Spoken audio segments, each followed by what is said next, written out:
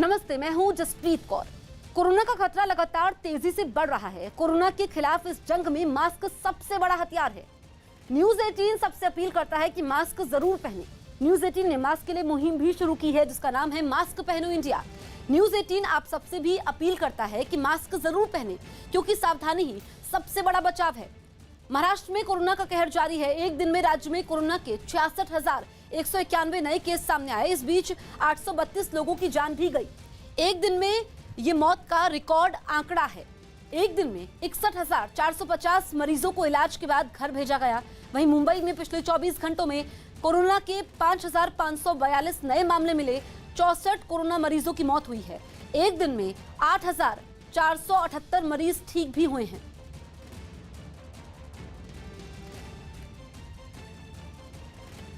गृह मंत्रालय ने राज्यों को आदेश दिया है कि ऑक्सीजन के उत्पादन बढ़ाने पर जोर दिया जाए।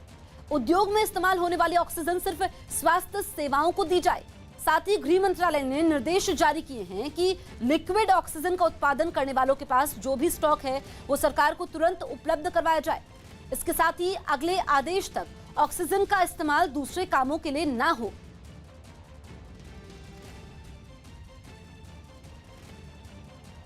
पश्चिम बंगाल में पिछले 24 घंटे में कोरोना के 15,889 नए मामले सामने आए और 57 लोगों की मौत हो गई। राज्य में कोरोना के कुल मामले 7,43,000 के पार पहुंच गए हैं। इस महामारी से मरने वालों का आंकड़ा करीब 11,000 पहुंच गया। राज्य में बीते 24 घंटे में 8400 से ज्यादा लोग ठीक होकर घर लौटे हैं। इसके अलावा राज्य में कोरोना के एक्टिव केस की संख्या 88,800 हो गई है। राज्य में पिछले 24 घंटे के समय जो नए मामले सामने आए हैं उनमें कोलकाता में सबसे ज्यादा 3,700 से ज्यादा, जबकि उत्तर 24 परगना में 3,100 से ज्यादा मामले मिले हैं।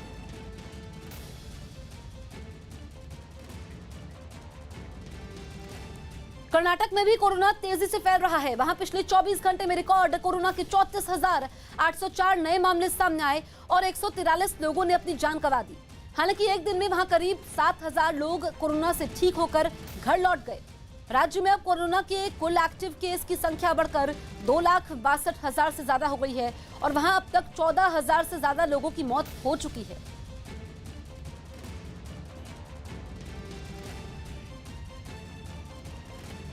राजस्थान के डूंगरपुर से हैरान करने वाला एक वीडियो सामने आया।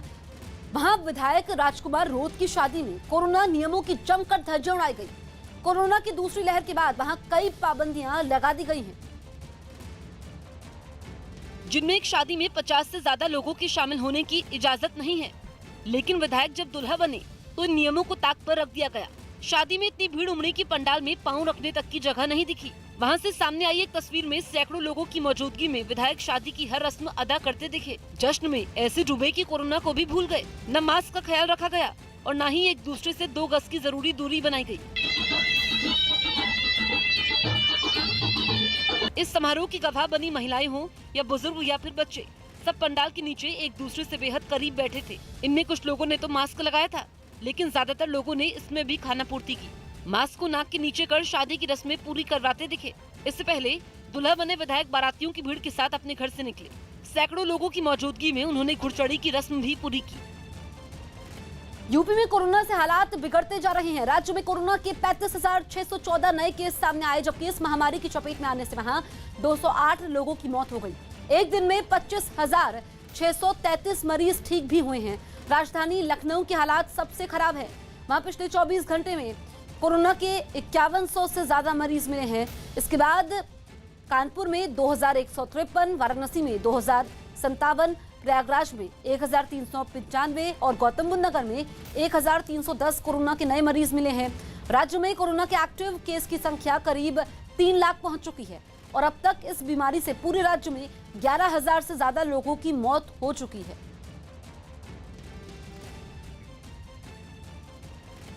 यूपी में कोरोना के बढ़ते मामलों के बीच योगी सरकार ने आदेश दिया है कि अगर सरकारी अस्पताल में बेड नहीं है तो निजी अस्पताल में मरीज को भेजा जाए, जिसका पूरा खर्चा राज्य सरकार उठाएगी।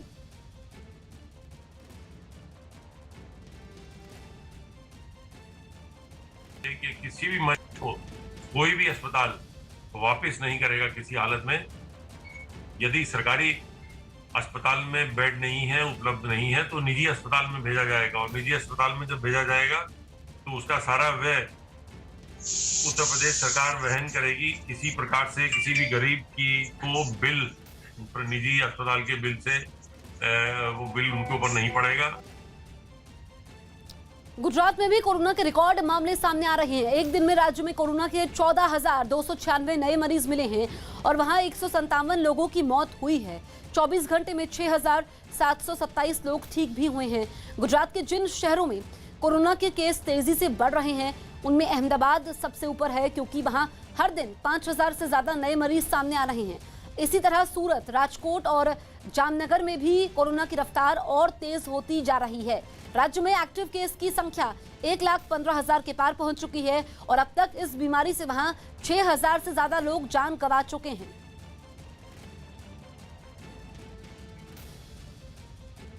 पंजाब के जालंधर से हैरान करने वाली कुछ तस्वीरें सामने आई।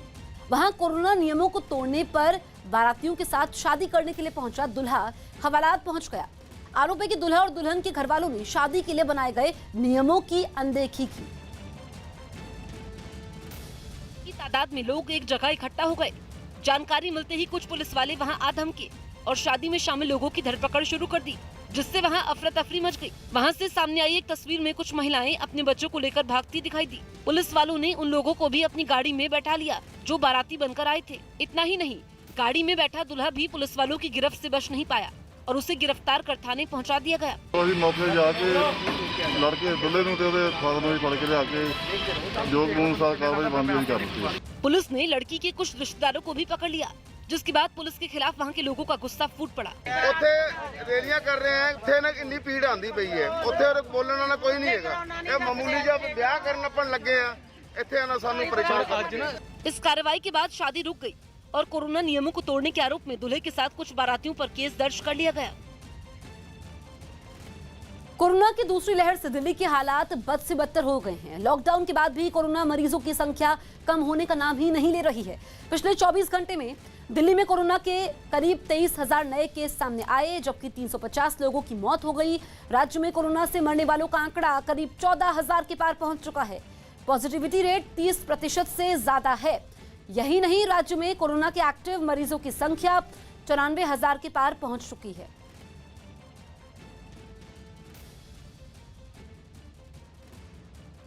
तो 24 घंटे में 350 लोगों की मौत हुई है। दिल्ली में लॉकडाउन के बावजूद मामले कम नहीं हो रहे हैं। अभी राज्य में 94,592 एक्टिव केस हैं और अब तक लगभग 14,000 से ज्यादा लोगों की मौत हो चुकी है। 24 घंटे की अगर हम बात करें तो 22,933 नए मामले सामने आए हैं और लगातार लॉकडाउन के बाद भी मामले कम नहीं हो रहे हैं। ऐसे में एक हफ्ते का लॉकडाउन और बढ़ाया गया।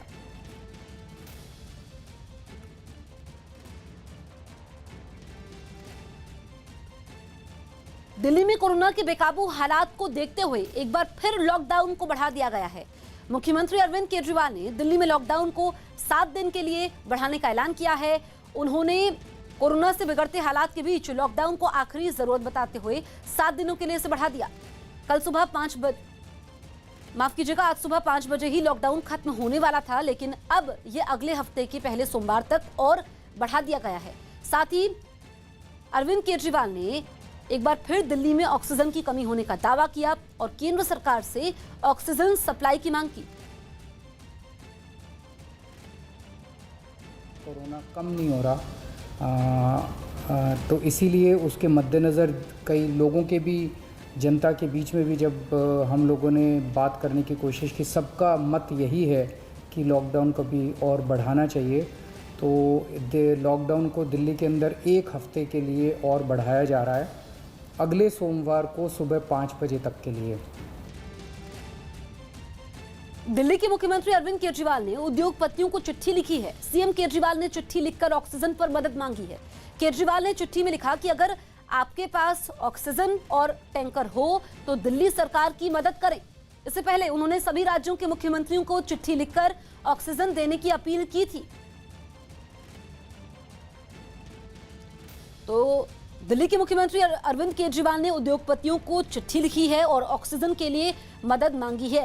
उन्होंने कहा है कि अगर उनके पास ऑक्सीजन है तो दिल्ली सरकार की मदद करें, क्योंकि कल ही अरविंद केजरीवाल ने कहा था कि दिल्ली को 700 टन ऑक्सीजन की जरूरत है, लेकिन इतनी मिल नहीं पा रही है। इससे पहले अरविंद केजरीवाल ने तमाम राज्यों से भी सहयोग मांगा था और कहा था कि अगर वो मदद कर सकते हैं तो दिल्ली की मदद करने के लिए आगे आएं। अब उन्होंने उद्योगपतियों को भी चिट्ठी लिखी है और ऑक्सीजन की आपूर्ति के लिए कहा है।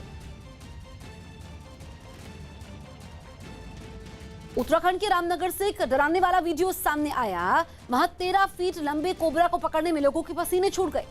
एक रिहायशी इलाके के पास कोबरा को देखने के बाद कुछ लोगों ने उसकी खबर वन विभाग को दी, जिसके बाद वो लोग पूरी तैयारी के साथ उसे पकड़ने के लिए पहुंच गए। कुछ देर में ही नाले में छुपे कोबरा को पकड़ तो लिया गया, लेकिन जब जंगल में एक कर्मचारी ने उसका वीडियो बनाना चाहा तो उस पर उसने हमला कर दिया। किंग कोबरा प्रजाति का ये सांप काफी बड़ा और खतरनाक था, इसलिए उसे पकड़ने के समय लोगों को दूर रहने की हिदायत दी गई। इसके बाद वन विभाग की टीम के कर्मचारी ने सावधानी बरतते हुए उसे दबोच लिया और फिर उसे एक बोरे में बंद कर जंगल की तरफ निकल पड़ा। इसको जो है रेस्क्यू करने के बाद हम लोगों ने अपने जंगल में सुरक्षित रूप से इसको छोड़ दिया गया है। सांप के पकड़े जाने के बाद वहां के डरे सहमे लोगों ने भी राहत की सांस ली। हरियाणा में पिछले 24 घंटे में कोरोना के करीब 11,000 नए मरीज सामने आए और 64 लोगों ने इस बीमारी की वजह से दम तोड़ दिया। सबसे ज्यादा केस गुरुग्राम से सामने आए हैं। वहां पिछले 24 घंटे में 3400 से ज्यादा नए मरीज मिले हैं।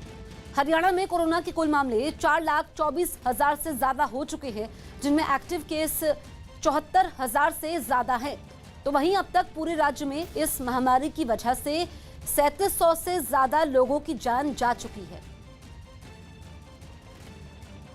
तो कोरोना की बेलगाम रफ्तार जारी है और हरियाणा की अगर हम बात करें पिछले 24 घंटे की तो 64 लोगों की मौत हुई है। लगभग 11,000 नए मामले सामने आए हैं और सबसे ज्यादा मामले पिछले 24 घंटे में गुरुग्राम में सामने आए हैं।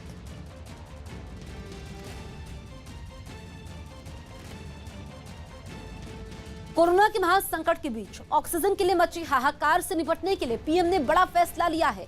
पीएम ने 551 नए ऑक्सीजन प्लांट बनाने को मंजूरी दी है, जिसके लिए पीएम केयर्स फंड से प्लांट बनाने के लिए फंड दिया जाएगा। पीएम के नए आदेश के बाद हर राज्य के हर जिले का अपना ऑक्सीजन प्लांट होगा, जिसे जिला मुख्यालय के सरकारी अस्पताल में लगाया जाएगा। इससे पहले 162 ऑक्सीजन प्लांट बनाने पर काम पहले से चल रहा है, जिसके लिए 201 करोड़ से ज्यादा की रकम पहले ही दे दी गई थी। पीएम ने नए प्लांट जल्द शुरू करने के निर्देश दिए हैं। देश में जारी ऑक्सीजन की कमी से निपटने के लिए ये बड़ी पहल है, जिससे अस्पतालों में ही ऑक्सीजन का उत्पादन होगा। ये प्लांट ही अस्पतालों में ऑक्सीजन की सप्लाई सुनिश्चित करेंगे। इन प्लांट से जिला स्तर पर ऑक्सीजन की उपलब्धता बढ़ जाएगी। कोरोना की इस दूसरी तबाही मचाती लहर के बीच पीएम नरेंद्र मोदी ने एक महत्वपूर्ण फैसला देश के साथ साझा किया है। अपने ट्वीट के जरिए पीएम मोदी ने बताया कि देश में ऑक्सीजन की उपलब्धता सुनिश्चित करने के लिए अलग से प्लांट लगाए जा रहे हैं। अपने ट्वीट में पीएम ने लिखा, ऑक्सीजन की पर्याप्त उपलब्धता सुनिश्चित करने के लिए अलग ऑक्सीजन प्लांट है। ये एक महत्वपूर्ण निर्णय है जो अस्पतालों में ऑक्सीजन की उपलब्धता को बढ़ावा देगा और पूरे देश में लोगों की मदद भी करेगा। गृह मंत्री अमित शाह ने ट्वीट कर पीएम मोदी का आभार जताया और लिखा कि ऑक्सीजन की कमी दूर करने और लोगों की मदद करने के लिए एक बड़ा फैसला। मैं पीएम नरेंद्र मोदी को धन्यवाद करता हूं। पीएम केयर्स से 551 ऑक्सीजन प्लांट बनाने के लिए मंजूरी देने के लिए देश भर में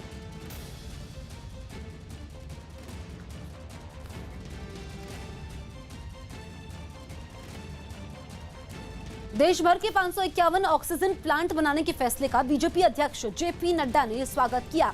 उन्होंने ट्वीट किया कि पीएम केयर्स फंड के जरिए देश भर में 551 ऑक्सीजन प्लांट स्थापित करने के लिए राशि देने पर पीएम को बधाई। ये महत्वपूर्ण फैसला है जो जिला मुख्यालय पर ऑक्सीजन की निरंतर आपूर्ति सुनिश्चित करेगा। रक्षा मंत्री राजनाथ सिंह ने देश में ऑक्सीजन की उपलब्धता बढ़ाने और उसकी सप्लाई को सुनिश्चित करने के पीएम के फैसले के बारे में कहा कि इससे देश के लोगों को राहत ही मिलेगी और महामारी से लड़ने में ये कदम बड़ा कारगर साबित होगा। अपने ट्वीट में राजनाथ सिंह ने लिखा, पीएम नरेंद्र मोदी के नेतृत्व में भारत सरकार पीएम केयर में उपलब्ध फंड का बेहतरीन इस्तेमाल करके 551 ऑक्सीजन प्लांट तैयार करेगी। इस फैसले से देश के जिले स्तर पर ऑक्सीजन सप्लाई को सुनिश्चित करने में मदद मिलेगी। मैं पीएम को इस फैसले के लिए साधुवाद कहता हूं। यूपी के सहारनपुर से डरा देने वाली कुछ तस्वीरें सामने आई। वहां एक फैक्ट्री में भीषण आग लग गई। इस हादसे में लाखों का सामान जलकर राख हो गया। यह आग कैसे लगी, इसकी जांच शुरू कर दी गई। लेकिन ये इतनी भयानक थी कि उसने चंद मिनटों में ही फैक्ट्री के एक बड़े हिस्से को अपनी चपेट में ले लिया। फैक्ट्री के अंदर प्लास्टिक होने की वजह से आग तेजी से भड़की और पलक झपकते ही उसने भयानक रूप ले लिया। आग की भीषण लपटें दूर से ही उठती दिखाई दी। आग से निकलने वाला काला धुआं भी पूरे इलाके में छा गया। खतरनाक लपटों को देख वहां लोगों की भीड़ जमा हो गई, जिन्होंने फायर ब्रिगेड को इस घटना की जानकारी दी, जिसके बाद कई गाड़ियों के साथ दमकल कर्मी वहां पहुंचे और आग बुझाने में जुट गए। करीब 3 घंटे की कड़ी मेहनत के बाद फैक्ट्री में लगी आग को दमकल विभाग के लोगों ने बुझा दिया। इस हादसे में उस फैक्ट्री की इमारत का एक बड़ा हिस्सा तो बर्बाद हुआ ही, साथ ही लाखों रुपए का सामान भी जलकर राख हो गया।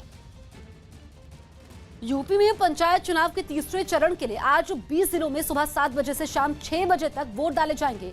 तीसरे चरण में 3,05,71,000 से ज्यादा लोग मतदान करेंगे। राज्य निर्वाचन आयोग से मिली जानकारी के मुताबिक इस चरण में जिला पंचायत मेंबर की 746 सीटों के लिए 10,627 उम्मीदवार, क्षेत्र पंचायत सदस्य की 18,530 सीटों के लिए 89,188 उम्मीदवार, ग्राम प्रधान की 14,379 सीटों के लिए 1,17,789 उम्मीदवार और ग्राम पंचायत वार्ड की 1,80,473 सीटों के लिए 1,34,510 उम्मीदवार चुनावी मैदान में हैं। तीसरे चरण के मैदान में 20 जिलों की करीब 2,14,000 सीटों पर 3,52,000 से ज्यादा उम्मीदवारों की तकदीर का फैसला होगा। इस चरण में मतदान के लिए 49,789 मतदान स्थल बनाए गए हैं। वहीं चुनाव के समय कोई हिंसा की घटना ना हो, इसके लिए सुरक्षा के भी पुख्ता इंतजाम है। कोरोना से बिगड़ते हालात को देखते हुए अमेरिका ने भारत को वैक्सीन उत्पादन, ऑक्सीजन, वेंटिलेटर्स और पीपीई किट समेत हर स्तर पर मदद का भरोसा दिया है। यह सहमति अमेरिका के राष्ट्रीय सुरक्षा सलाहकार जैक सुलिवन और भारत के राष्ट्रीय सुरक्षा सलाहकार अजीत डोभाल के बीच हुई बातचीत के बाद बनी। इस बातचीत के समय अमेरिका भारत की कोरोना वैक्सीन कोविशील्ड के लिए कच्चा माल देने के लिए राजी हो गया है। भारत और अमेरिका में कोरोना से सबसे ज्यादा प्रभावित है। महामारी की शुरुआत में भारत ने अमेरिका को मदद भेजी थी और अब अमेरिका भारत को मदद देने पर सहमत हुआ है। इससे पहले ब्रिटेन ने कोरोना से लड़ने के लिए भारत को मेडिकल सहायता भेजी है।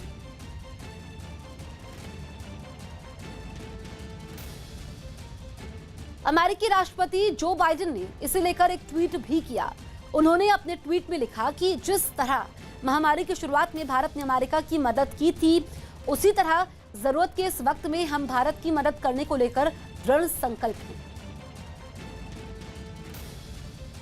अमेरिका की उपराष्ट्रपति कमला हैरिस ने भी महामारी के संकट काल में भारत के साथ सहयोग की बात कही है।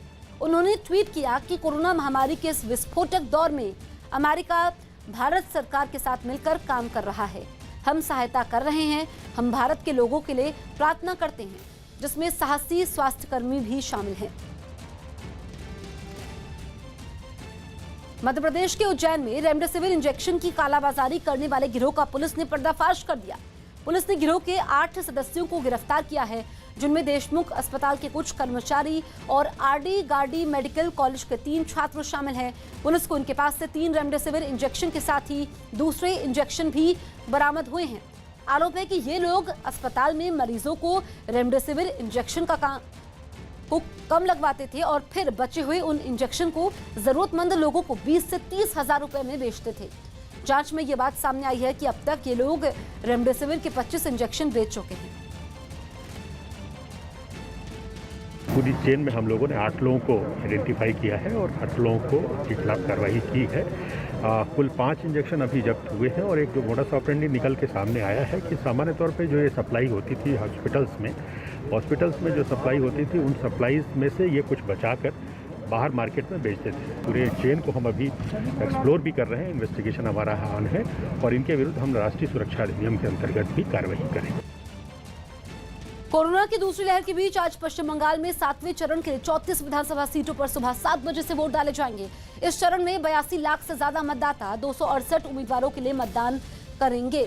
जिन जिलों में वोटिंग होगी उनमें कोलकाता, दक्षिण दिनाजपुर, मालदा, मुर्शिदाबाद और पश्चिम बर्धमान शामिल है। पहले इस चरण में 36 सीटों पर मतदान होना था, लेकिन मुर्शिदाबाद जिले की जंगीपुर और शमशेरगंज सीटों पर एक प्रत्याशी की कोरोना से मौत होने से वहां अब 16 मई को वोट पड़ेंगे। इस वजह से प्रत्याशियों की संख्या भी 284 से घटकर 268 हुई है। वोटिंग के लिए 11,376 पोलिंग बूथ बनाए गए हैं, जिन पर शांतिपूर्ण तरीके से मतदान करवाने के लिए केंद्रीय बल की 796 कंपनियों को तैनात किया गया है। मतदान के समय कोरोना नियमों का सख्ती से पालन करवाने के भी चुनाव आयोग ने निर्देश दिए हैं। खास बात यह है कि इस बार राज्य की मुख्यमंत्री ममता बनर्जी के गृह निर्वाचन क्षेत्र भवानीपुर सीट पर भी वोटिंग होगी।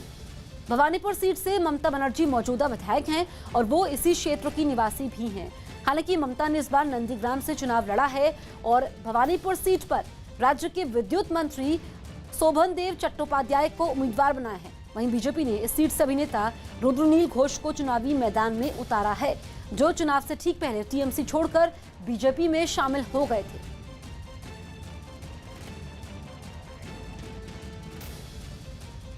बंगाल विधानसभा चुनाव के 7वें चरण में आज भवानीपुर विधानसभा क्षेत्र में वोट डाले जाएंगे। ममता बनर्जी इस क्षेत्र की निवासी होने के साथ साथ इस सीट से मौजूदा विधायक भी हैं, लिहाजा वो आज अपना वोट भी डालेंगी। खबर है कि सुबह 10 से 10:30 बजे के बीच वो हरीश मुखर्जी रोड स्थित मित्र इंस्टीट्यूशन पर वोट डालने पहुंचेंगी। इसी जगह सुबह 7 बजे से 8 बजे के बीच उनके भतीजे और डायमंड हार्बर लोकसभा सीट से सांसद अभिषेक बनर्जी भी वोट डालने आएंगे। इसी तरह टीएमसी सांसद नुसरत जहां बेलीगंज में सुबह 8 बजे से 8:30 बजे के बीच वोट डालेंगी। टीएमसी उम्मीदवार जून मालिया दोपहर 12 बजे से 12:30 बजे के बीच महादेवी शिशु निहार स्कूल में मतदान करेंगी।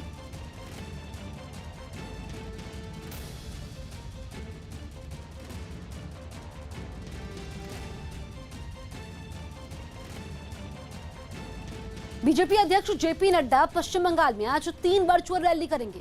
उनकी पहली रैली सुबह करीब 11 बजे मालदा जिले विधानसभा में शुरू होगी। इसके बाद वो बीरभूम जिले के लाभपुर में दोपहर 1 बजे और दोपहर 3 बजे कोलकाता जिले की जोरा सांको विधानसभा सीट में लोगों को संबोधित करेंगे। कोरोना के बढ़ते खतरे को देखते हुए चुनाव आयोग ने वहां रोड शो, पदयात्रा, बाइक और मोटरसाइकिल रैली निकालने पर रोक लगा दी है। रैली में 500 से ज्यादा लोग नहीं हो सकते हैं। यही वजह है कि बीजेपी के ज्यादातर नेता अब वर्चुअल तरीके से बंगाल में चुनाव प्रचार कर रहे हैं।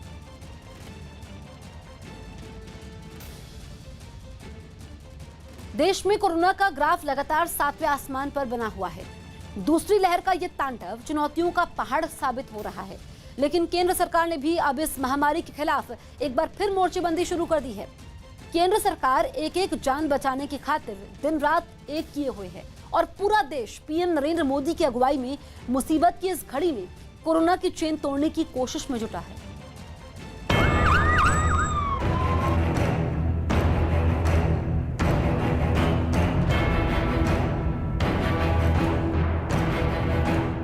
एक मंत्र जो हमें लगातार हम सबको कहना होगा, दवाई भी और कड़ाई भी। भाई ठीक है, तुमने दवाई ली है, लेकिन तुम्हें बाकी संभालना तो पड़ेगा ही पड़ेगा। ये हर हेल्थ का नियम है जी, ये कोई इस बीमारी के लिए नहीं है, ये हर बीमारी के लिए है।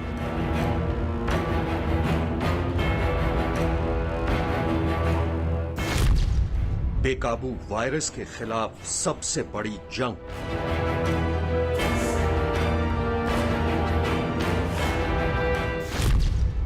महामारी की रफ्तार पर ब्रेक लगाने की मुहिम।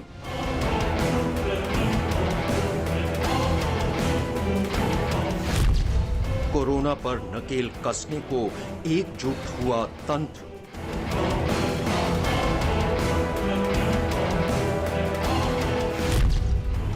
देश भर में लगाए जाएंगे ऑक्सीजन प्लांट। कोरोना के खिलाफ जिस जंग को 1 साल से ऊपर हो चुका है, वो जंग कब अपने आखिरी पड़ाव पर पहुंचेगी, ये अब तक एक सवाल बना हुआ है। लेकिन इस बीच वो आंकड़े और डरा देते हैं जो महामारी के रजिस्टर में रोजाना दर्ज हो रहे हैं।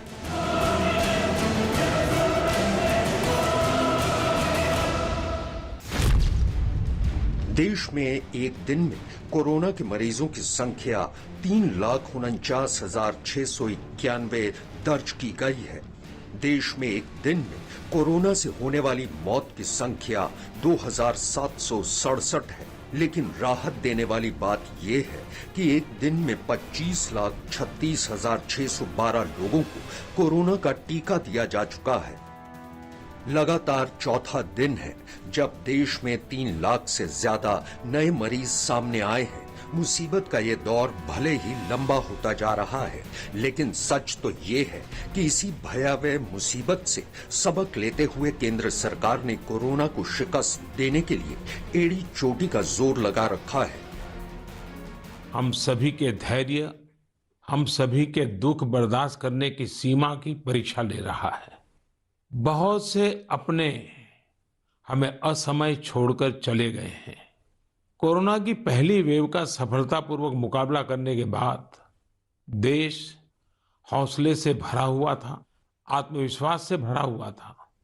लेकिन इस तूफान ने देश को झकझोर दिया है। साथियों, बीते दिनों इस संकट से निपटने के लिए मेरी अलग अलग सेक्टर्स के एक्सपर्ट्स के साथ, विशेषज्ञों के साथ लंबी चर्चा हुई है। हमारी फार्मा इंडस्ट्री के लोग हों, वैक्सीन मैन्युफैक्चरर्स हों, ऑक्सीजन के प्रोडक्शन से जुड़े लोग हों या फिर मेडिकल फील्ड के जानकार, उन्होंने अपने महत्वपूर्ण सुझाव सरकार को दिए हैं। इस समय हमें इस लड़ाई को जीतने के लिए एक्सपर्ट्स और वैज्ञानिक सलाह को प्राथमिकता देनी है। राज्य सरकार के प्रयत्नों को आगे बढ़ाने में भारत सरकार पूरी शक्ति से जुटी हुई है। राज्य सरकारें भी अपना दायित्व निभाने की पूरी कोशिश कर रही हैं। साथियों, कोरोना के खिलाफ इस समय बहुत बड़ी लड़ाई देश के डॉक्टर और हेल्थ वर्कर्स लड़ रहे हैं। पिछले 1 साल में उन्हें इस बीमारी को लेकर हर तरह के अनुभव भी हुए हैं। भारत जैसे घनी आबादी वाले देश में कोरोना के खिलाफ लड़ाई हरगिज आसान नहीं हो सकती। यही वजह है कि दूसरी लहर का सामना करने के लिए पूरा सरकारी अमला एकजुट हो चुका है। एक तरफ केंद्र सरकार राज्यों को ऑक्सीजन से मदद कर रही है, तो दूसरी तरफ केंद्र सरकार ने एक मास्टर प्लान भी तैयार किया ताकि कोरोना पर ब्रेक लग सके। सरकार की कोशिशों का अंदाजा ऐसे ही लगाया जा सकता है कि व्यवस्थाओं के सारे दरवाजों को कोरोना वायरस के खिलाफ खोल दिया गया है। इसी कड़ी में देश में ऑक्सीजन की किल्लत को दूर करने के लिए मोदी सरकार ने बड़ा ऐलान किया है। सरकार के इस फैसले के तहत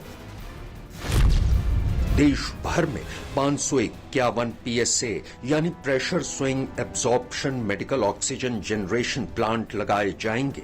इन सभी प्लांट को पीएम केयर फंड से लगाया जाएगा। पीएम मोदी ने निर्देश दिया है कि इन सभी प्लांट को जल्द से जल्द शुरू किया जाए। इन प्लांट के जरिए देश में ऑक्सीजन की किल्लत को दूर किया जा सकेगा। ये प्लांट जिला मुख्यालयों के सरकारी अस्पतालों में लगाए जाएंगे। इन प्लांट के चालू होने के बाद अस्पतालों में ही ऑक्सीजन पैदा करने की क्षमता बढ़ जाएगी। इस दौरान पीएम मोदी ने एक ट्वीट में लिखा, ऑक्सीजन की पर्याप्त उपलब्धता सुनिश्चित करने के लिए अलग ऑक्सीजन प्लांट, ये एक महत्वपूर्ण निर्णय है जो अस्पतालों में ऑक्सीजन की उपलब्धता को बढ़ावा देगा और पूरे देश में लोगों की मदद करेगा। पीएम मोदी के इस फैसले का बीजेपी के राष्ट्रीय अध्यक्ष जेपी नड्डा ने भी स्वागत किया है। उन्होंने ट्वीट करते हुए लिखा, पीएम केयर्स फंड के जरिए देश भर में 551 ऑक्सीजन प्लांट स्थापित करने के लिए राशि देने पर प्रधानमंत्री को बधाई। ये महत्वपूर्ण फैसला है जो जिला मुख्यालय पर ऑक्सीजन की निरंतर आपूर्ति सुनिश्चित करेगा। उधर देश के गृह मंत्री अमित शाह ने भी पीएम मोदी का आभार जताया है। ऑक्सीजन की कमी दूर करने और लोगों की मदद करने के लिए एक बड़ा फैसला। मैं देश भर में पीएम केयर्स से 551 ऑक्सीजन प्लांट लगाने की मंजूरी देने के लिए प्रधानमंत्री नरेंद्र मोदी का धन्यवाद करता हूं। दरअसल देश में महामारी का ये ऐसा समय है जब तमाम राज्यों में ऑक्सीजन से लेकर वैक्सीन तक की भारी किल्लत देखी जा रही है। लेकिन सच तो ये है कि सरकार ने इन तमाम कमियों को दूर करने के लिए हर स्तर पर अपनी कोशिशों को अंजाम देना शुरू कर दिया है। शनिवार को आयोजित एक बैठक में सरकार ने वैक्सीन और ऑक्सीजन की सप्लाई पर बड़ा कदम उठाया है। सरकार के इस कदम के तहत अब ऑक्सीजन और उससे संबंधित उपकरणों से बेसिक कस्टम ड्यूटी और हेल्थ सेस पर छूट देने का फैसला लिया गया है। ये फैसला इसलिए लिया गया है क्योंकि देश भर में इस वक्त ऑक्सीजन और उससे जुड़े उपकरणों की बहुत ज्यादा जरूरत है। इतना ही नहीं, कोरोना वायरस की वैक्सीन के आयात पर बेसिक सीमा शुल्क पर भी 3 महीने के लिए छूट देने का फैसला लिया गया है। केंद्र सरकार के इस मास्टर स्ट्रोक से न सिर्फ ऑक्सीजन की आपूर्ति को पूरा किया जा सकेगा, बल्कि वैक्सीन भी आसानी से मुहैया हो सकेगी। इतना ही नहीं, ऑक्सीजन की कमी को दूर करने के लिए भारतीय वायुसेना के ट्रांसपोर्टर विमान और हेलीकॉप्टर लगातार उड़ान भर रहे हैं। समय की बचत के लिए हवाई मार्ग से ऑक्सीजन के खाली कंटेनरों को एक जगह से दूसरी जगह ले जाया जा रहा है। भारतीय वायुसेना का C-17 विमान मिशन ऑक्सीजन में जुटा हुआ है। सिंगापुर से 4 क्रायोजेनिक ऑक्सीजन टैंक के कंटेनरों को लाने की बात हो या महामारी से निपटने वाली जरूरी दवाओं को लाने की, भारतीय वायुसेना दोगुनी ताकत से देश की मदद करने में जुटी हुई है। इतना ही नहीं, ऑक्सीजन की सप्लाई के लिए पीएम मोदी के निर्देशों पर उद्योग जगत भी मदद के लिए एकजुट होकर आगे आ गया है। इस बार कोरोना संकट में देश के अनेक हिस्से में ऑक्सीजन की डिमांड बहुत ज्यादा बढ़ी है। इस विषय पर तेजी से और पूरी संवेदनशीलता के साथ काम किया जा रहा है।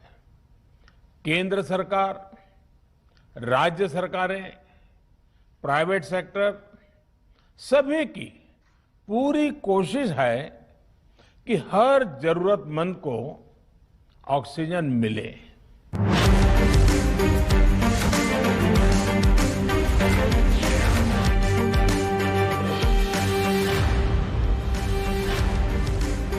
गुड मॉर्निंग, सुप्रभात, नमस्कार। मैं हूं आपके साथ प्रीति रघुनंदन। सबसे बड़ा दंगल का सेकंड लास्ट फेज यानी कि आखिरी से पहले वाले चरण पर हम पहुंच गए हैं। 7वें चरण के लिए आज पश्चिम बंगाल की जनता मतदान के लिए तैयार है। कोरोना के विकराल होते संकट के बीच आज पश्चिम बंगाल में 7वें चरण के लिए वोट डाले जा रहे हैं। 5 जिलों की 34 विधानसभा सीटों पर आज मतदान है। जिन जिलों में वोटिंग हो रही है उनमें कोलकाता, दक्षिण दिनाजपुर, मालदा, मुर्शिदाबाद और पश्चिम बर्धमान शामिल है। पहले से तय कार्यक्रम के मुताबिक इस चरण में 36 सीटों पर मतदान होना था, लेकिन मुर्शिदाबाद जिले की जंगीपुर और समसरगंज सीटों पर एक प्रत्याशी की कोरोना से मौत होने से वहां अब 16 मई को वोट डाले जाएंगे। मतदान के दौरान कोरोना नियमों का सख्ती से पालन कराने के लिए भी चुनाव आयोग ने कड़े निर्देश दिए हुए हैं। और खास बात यह कि इस बार राज्य की मुख्यमंत्री ममता बनर्जी के गृह निर्वाचन क्षेत्र भवानीपुर सीट पर भी वोटिंग होगी। भवानीपुर सीट से ममता बनर्जी मौजूदा विधायक और वो इसी क्षेत्र की मतदाता भी हैं। हालांकि ममता ने इस बार नंदीग्राम से चुनाव लड़ा है और भवानीपुर सीट पर राज्य के विद्युत मंत्री शोभन देव चट्टोपाध्याय को उम्मीदवार बनाया है। वहीं बीजेपी ने इस सीट से अभिनेता रुद्रनील घोष को उतारा है, जो चुनाव से ठीक पहले टीएमसी छोड़कर बीजेपी में शामिल हो गए थे। तो बंगाल विधानसभा चुनाव के 7वें चरण में आज भवानीपुर विधानसभा क्षेत्र में भी वोट डाले जाएंगे। ममता बनर्जी इस क्षेत्र की निवासी होने के साथ साथ और इस सीट में मौजूद विधायक भी हैं। सबसे बड़ी बात यह कि जब वो वोट कास्ट करने आएंगी तो सबसे पहले न्यूज़ 18 पर आप वो विजुअल देखेंगे, तस्वीरें देखेंगे, लिहाजा वो आज अपना वोट भी यहां डालेंगी। खबर है कि सुबह 10 से 10:30 के बीच में वो हरीश मुखर्जी रोड स्थित मित्र इंस्टीट्यूट पर वोट डालने पहुंचेंगे और इसी जगह सुबह 7 से 8 बजे के बीच उनके भतीजे और डायमंड हार्बर लोकसभा सीट से सांसद अभिषेक बनर्जी भी वोट डालने आएंगे। और इसी तरह टीएमसी सांसद नुसरत जहां बेलीगंज में सुबह 8 से 8:30 बजे के बीच वोट डालेंगी। टीएमसी उम्मीदवार जून माल्या दोपहर 12 बजे से 12:30 के बीच महादेवी शिशु विहार स्कूल में मतदान करेंगी। तो मतदान के बारे में कौन कौन से आज आपको फेसेस नजर आने वाले हैं ये हमने आपको बता दिया। चलिए सीधे रुक कर लेते हैं, सिर्फ और सिर्फ महज 1 मिनट बचा है। भवानीपुर विधानसभा से जुड़ रहे हैं अमित सिंह और मालदा से चंद्रमोहन। अमित, भवानीपुर जो क्षेत्र है जहां पर आज वोट कास्ट करने पश्चिम बंगाल की मुख्यमंत्री ममता बनर्जी भी पहुंचेंगी, वोटिंग शुरू हो गई क्या? 7 तो बज गए। देखिए वोटिंग शुरू थोड़ी देर में अभी हो जाएगी। यहाँ पर तस्वीरों में आपको मैं सबसे पहले यहाँ पर दिखाना चाहूँगा मॉक पोल यहाँ पर हो चुका है और आप देख सकते हैं सुरक्षा के किस तरीके से इंतजाम है। यहीं पर अभिषेक बनर्जी, ये मित्र इंस्टीट्यूशन स्कूल है और यहीं पर अभिषेक बनर्जी अब से थोड़ी देर बाद वो पहुँचेंगे अपना वोट कास्ट करने के लिए। और यहाँ पर आप देख सकते हैं पैरामिलिट्री फोर्सेस के जवान मौजूद हैं और यहीं पर मुख्यमंत्री ममता बनर्जी भी अपना वोट कास्ट करने के लिए यहाँ पर पहुँचेंगे। एक बार मैं आपको बाहर की सड़क की तस्वीरें यहाँ पर दिखा देता हूं, चूंकि जेट प्लस सिक्योरिटी है अभिषेक बनर्जी का, तो यहां पर आप देख सकते हैं सड़क पे हरकत जो है वो तेज हो गई है। पुलिस बल की तैनाती हो रही है क्योंकि अभिषेक बनर्जी इसी रास्ते से होकर वो पहुंचेंगे अपना वोट कास्ट करने के लिए यहां पर। और एक तस्वीर दिखा देता हूं, जिस तरीके से हमने बीते 6 फेजों में देखा था कि सुबह ही लोग अपने घरों से बाहर निकल जा रहे थे, ठीक वही तस्वीरें यहाँ पर भी आपको देखने को मिलेगी। यहाँ पर प्रति देखिए काफी वीवीआईपी इलाका है ये कोलकाता का भवानीपुर, और यहाँ पर देखिए लोग जो है सुबह से ही अपने घरों से बाहर निकल गए हैं वोट करने के लिए। थोड़ी देर बाद यहाँ पर वोटिंग शुरू हो जाएगा, यहाँ पर देख सकते हैं। और एक बार सुरक्षा के लिहाज से मैं आपको दिखा दूं कि जिस तरीके की हमने सुरक्षा व्यवस्था देखा था दूसरे इलाकों में, ठीक वही व्यवस्थाएं यहाँ पर है। जो पैरामिलिट्री फोर्सेस के जवान हैं उन्होंने बूथ की जो पूरी जिम्मेदारी है वो अपने हाथों में ले लिया है और लगातार वो बात कर रहे हैं। सोशल डिस्टेंसिंग का यहाँ पर पालन कराया जा रहा है कोरोना काल को देखते हुए, और इसलिए देख सकते हैं नीचे सर्कल वगैरह सब यहाँ पर बनाया गया है। बाकायदे लोग यहाँ सुबह यहाँ पर पहुंचे हैं। कुछ लोगों से हम बातचीत करते हैं। काफी हाई प्रोफाइल सीट है। जरा वोटर कार्ड दिखाइए अपना। क्या क्या मुद्दे होंगे आप क्या बताते हैं, हम नहीं समझते हैं। अच्छा, मुद्दे क्या क्या है आपके इलाके के? हमारा 38 हॉरिजन रजिस्ट्रेड ममता बनर्जी का इलाका तो काफी हाई प्रोफाइल, और लगातार जिस तरीके से हमने देखा था कि महिलाओं की जो तादाद है वो लगातार बढ़ रही थी वोटिंग करने के लिए, ठीक उसी तरीके से यहाँ पर भी देखने को मिल रहा है कि महिलाएं जो हैं वो ज़्यादा से ज़्यादा तादाद में यहाँ पहुँच रही हैं और यहाँ पर सुरक्षा के इंतजाम पुख्ता तरीके से यहाँ पर किए गए। एक बार मैं अंदर की तस्वीरें आपको यहाँ पर दिखा दूँ। देखिए मैं आपको एक बार यहाँ पर पैरामिलिट्री फोर्स के जवान लगातार मौजूद हैं यहाँ पर देख सकते हैं, और सुरक्षा के पुख्ता इंतजाम यहाँ पर कर लिए गए हैं। हर तरफ पैरामिलिट्री फोर्सेस के जवान मौजूद हैं, यहाँ भी मौजूद है, इधर भी बाकायदे यहाँ पर टेम्परेचर वगैरह शरीर का मापने के लिए यहाँ पर जो चुनाव आयोग के अधिकारी हैं कोरोना काल का पालन कराने के लिए वो यहाँ पर मौजूद है। काफ़ी हाई प्रोफाइल सीट है। एक बार मैं यहाँ पर दिखा दूँ अंदर की तस्वीरें। देखिए अंदर जो है पैरामिलिट्री फोर्स के जो जवान हैं वो पूरा जायजा यहाँ पर लेते हुए, जो पोलिंग एजेंट्स हैं वो यहाँ पर बैठ चुके हैं। यहाँ पर तस्वीरों में आप देख सकते हैं, और यहीं पर अभिषेक बनर्जी पहुंचेंगे वोट करने के लिए। मॉक पोल हो चुका है, यानी अगले 1 से 2 मिनट में यहाँ पर वोटिंग जो है वो शुरू हो जाएगी। यहाँ पर वोटिंग शुरू हो जाएगी। अभिषेक बनर्जी कुछ ही देर में यहाँ पर, और वोटिंग शुरू हो गई है। यहाँ पर देखिए वोटिंग शुरू हो गई है, लोग जो हैं अंदर जाने लगे हैं। प्रीति देखिए जो पैरामिलिट्री फोर्सेस के जवान हैं वो अंदर लोगों को एक एक करके ले जाने लगे हैं, और बाकायदे बोला जा रहा है यहाँ पर कि ये लोग जो हैं वो कोरोना काल का जो कोरोना प्रोटोकॉल है उसका पालन करें। तो देखिए किस तरीके से जो लोग हैं वो जागरूक हुए हैं। जो जिस तरीके से हमने बीते फेजों में देखा था कि लोग अपने घरों से बाहर निकल रहे थे वोट करने के लिए, ठीक उसी तरीके से यहाँ भी आलम देखने को मिल रहा है। अमित, आपने बड़े एक्टिव मोड में सुबह 7:02 पर ऐसी तस्वीरें दिखा दी हैं। ऐसा लग रहा है कि पिछले चरण की तरह ही बम्पर वोटिंग इस चरण में भी होने वाली है। हम सीधे रुक कर लेते हैं चंद्रमोहन कुमार का, मालदा से हमारे साथ जुड़ रहे हैं। चंद्रमोहन, जरा ये बताइए कि मालदा का आम या मालदा का मतदान, कौन सी बात मालदा के लोगों में ज्यादा उत्साह भरती है? बिल्कुल, देखिए मालदा का आम को लेकर तो हमेशा पूरे देश भर में यह चर्चा होते रहती है, लेकिन वोटिंग को लेकर भी इस बार चर्चा होने वाली है। तस्वीरों में भी आप साफ तौर पर देख सकती हैं ये जो गजोल विधानसभा क्षेत्र है उसका ये हाई स्कूल है। पंडुआ एके हाई स्कूल इसको के नाम से जाना जाता है। और तस्वीरों में भी आप साफ तौर पर देख सकती हैं, यहाँ पर ऐसा लग रहा है कि मेला लगा हुआ है। सुबह सुबह लोग अपने घर से निकले हैं और यहाँ पर मतदान करने के लिए पहुँचे हैं। तस्वीरों में भी आप साफ तौर पर देख सकती हैं, यहाँ पर एक तरफ महिलाओं की कतार है तो दूसरे तरफ पुरुष खड़े हैं। और इस हाई स्कूल में 7 बूथ है और जहाँ भी आपकी नज़रें जाएंगी किसी भी कतार में 100 लोग से कम खड़े नहीं हैं। तो ऐसे में समझा जा सकता है कि मतदान को लेकर यहाँ के लोगों में किस तरह का उत्साह है। और जाहिर सी बात है इस बार कोरोना काल में चुनाव हो रहा है, ऐसे में सोशल डिस्टेंसिंग का भी पालन करना होगा। और साथ ही जो लोग भी अंदर आने वाले हैं, जो यहाँ पर आरपीएफ के जवान तैनात हैं, वो गेट से अंदर आते ही लोगों को सीधे तौर पर यह इंस्ट्रक्शन दे रहे हैं कि उनको बिना मास्क का अंदर आने की इजाज़त नहीं है। और जो लोग भी मास्क लेकर यहाँ अंदर नहीं पहुँच रहे हैं उनको यहाँ पर मास्क दिया जा रहा है। और वोटिंग करने जाते समय थर्मल स्क्रीनिंग किया जा रहा है और साथ ही सैनिटाइजर और हैंड ग्लव्स दिया जा रहा है, फिर अंदर जाने की इजाज़त है।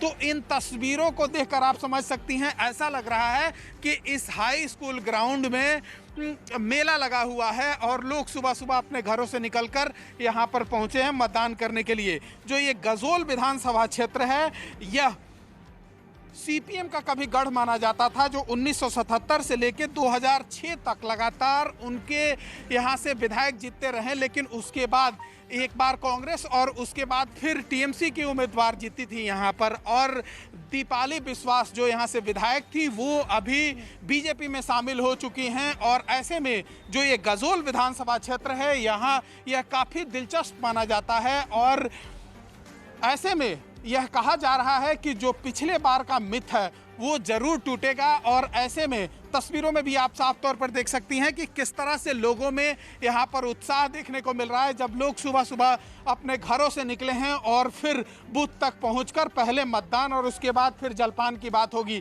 तस्वीर हम आपको सीधे दिखाने की कोशिश करेंगे कि जो यहाँ पर 7 बूथ है वहाँ पर लोग किस तरह से यहाँ पर कतार में खड़े होकर और अपने बारी का इंतज़ार कर रहे हैं। तो सुबह सुबह लोग यहाँ पर पहुँचे हैं मतदान करने के लिए और मतदान के बाद फिर अपने घरों की बोर वापस लौटेंगे। मालदा का आम आपने सुना होगा, हमेशा चर्चा में रहता है। ऐसे में हम आपको इस ग्राउंड में जो पेड़ लगा हुआ है उसको भी दिखाने की कोशिश करेंगे। अभी छोटे छोटे टिकोले लगे हैं, लेकिन जैसे जैसे वक्त आएगा कुछ दिन बाद यह आम बड़ा हो जाएगा और फिर यह बाज़ारों में भी नज़र आएगा। तो ये आम वही आम है जिसको लेकर मालदा हमेशा चर्चा में रहता है। और यह माना जा रहा है कि जो ये कतार, जिस तरह की कतार है, ये हमेशा शाम तक ऐसे ही दिखाई देगा। तो यहाँ का वोटिंग परसेंटेज भी बम्पर जाने वाला है। ऐसे में यहाँ का चंद्रमोहन हम ये भी देख रहे हैं कि कतारों में जो लोग मौजूद हैं वो कैसे, बच्चों में कुछ महिलाएं भी हैं जो बच्चों को गोद में लेकर आई हैं, कुछ अपने बच्चों को साथ में लेकर आई हैं। वो बहुत अच्छी तस्वीर मुझे लगी। और कुछ तस्वीरें भी लगातार आ रही है पोर्ट एरिया से। ये तस्वीर आपको यहाँ पर दिखा दूं जहाँ पर लंबी लंबी कतारें इस वक्त लगी हुई है। ये वो इलाका है जो ये कहा जाता है कि इस बार अगर हम लोकसभा चुनाव को थोड़ा सा कंपेयर करें इस बार के चुनाव से, तो 2019 में बराबर का मामला रहा था बीजेपी और टीएमसी के बीच में। तो इस दफे लोकसभा चुनाव को, विधानसभा चुनाव को देखते हुए कितना बदलता है ये आंकड़ा या समीकरण, ये बहुत महत्वपूर्ण होगा। तो देखिए लोग लगातार लंबी लंबी लाइन लगाकर पहुंचे हुए हैं, चाहे अभी चंद्रमोहन दिखा रहे थे या फिर अमित दिखा रहे थे। साफ तो ये है, सच तो ये है कि इस बार पश्चिम बंगाल की जनता दिल खोलकर वोटिंग करने के लिए पहुंच रही है। और सबसे बड़ी जो मिसाल है वो है पिछला चरण, छठे चरण में 80% वोटिंग हुई है। और इस बार जो तस्वीरें अभी चंद्रमोहन हमें दिखा रहे थे उसमें ये कि आप ये देखिए कि जितनी लंबी पुरुषों की लाइन है उतनी ही लंबी या उससे ज्यादा लंबी महिलाओं की लाइन नजर आ रही है। और ये इस बार की बात नहीं है, ये बीते जितने भी 6 चरण गए हैं उनमें भी हमने ऐसी ही तस्वीरें देखी हैं। अमित, देखिए जरा आपके पीछे क्या है महिलाओं और पुरुषों का मतदान का आंकड़ा, लाइनें कितनी लंबी दिख रही है दोनों की? जी हाँ, बिल्कुल मैं आपको सीधी तस्वीरें दिखा देता हूँ। अब देखिए यहाँ पर महिलाएं जो हैं वो भी, अब ये वीवीआईपी इलाका है। सबसे पहले तो बता दूँ, भवानीपुर कोलकाता का वीवीआईपी इलाका है और महिलाओं की जो तादाद है वो काफ़ी ज़्यादा है यहाँ पर। और मैं अंदर की तस्वीरें एक बार कहूँगा कि पंकज आपको अंदर की तस्वीरें दिखाएं। महिलाएं जो हैं वहाँ लाइनों, वहाँ सबसे पहले खड़ी हैं यहाँ पर मतदान देने के लिए। यहाँ पर तस्वीरों में आप देख सकते हैं कि महिलाएं जो हैं अंदर भी खड़ी हैं लाइन, यहाँ लाइनों में यहाँ पर। और दूसरी तरफ तरफ एक और तस्वीर मैं दिखाना चाहूँगा कि महिलाएं यहाँ भी खड़ी हैं। तो इस तरीके से जो बीते 6 फेज़ों में हमने देखा था कि महिलाओं की जो तादाद थी वो काफ़ी ज़्यादा थी पुरुषों के मुकाबले, ठीक वही इस फेज़ में भी यहाँ पर देखने को मिल रहा है।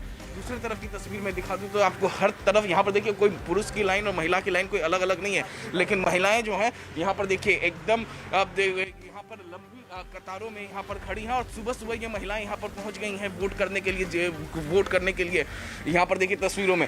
तो ये जो तस्वीरें हैं ये काफ़ी अच्छी तस्वीरें हैं और जिस तरीके से हमने छठे चरण में देखा था कि 80% मतदान हुआ था और कहीं ना कहीं ये महिलाओं की वजह से ही 80% का मतदान हुआ था, क्योंकि मैं भाटपाड़ा बैराकपुर क्षेत्र में था और वहाँ पर जितनी भी लाइनें थी महिलाओं की वो काफ़ी ज़्यादा लंबी थी पुरुषों के मुकाबले। और ठीक यहाँ भी देखिए जो सबसे आखिरी कतार में जो है वो महिला ही खड़ी हैं। तो महिलाएं लगातार अपने घर से बाहर निकल रही हैं और अपने इस महापर्व में हिस्सा लेने के लिए, लोकतंत्र के महापर्व में महिलाएं बढ़ चढ़ कर हिस्सा ले रही है और जाहिर तौर पर वो एक सशक्त सरकार बनाने के लिए वो हिस्सा ले रही है। साथ ही साथ मैं आपको बता दूं कि भवानीपुर में खुद अमित मौजूद है, वहीं दूसरी तरफ ये तस्वीरें जो आ रही है ये भवानीपुर बूथ नंबर 125 के जो ये जो आप इस वक्त ये तस्वीरें देख रहे हैं ये भवानीपुर बूथ नंबर 125 की तस्वीरें हैं। एक बार फिर से चंद्रमोहन का रुख कर लेते हैं, लेकिन चंद्रमोहन के पास मैं जाऊं तो एक बार फिर से उससे पहले ये तस्वीरें देख लीजिए। ये तस्वीरें पश्चिम बंगाल की जनता आज अपने मत का प्रयोग कर रही है, इस्तेमाल कर रही है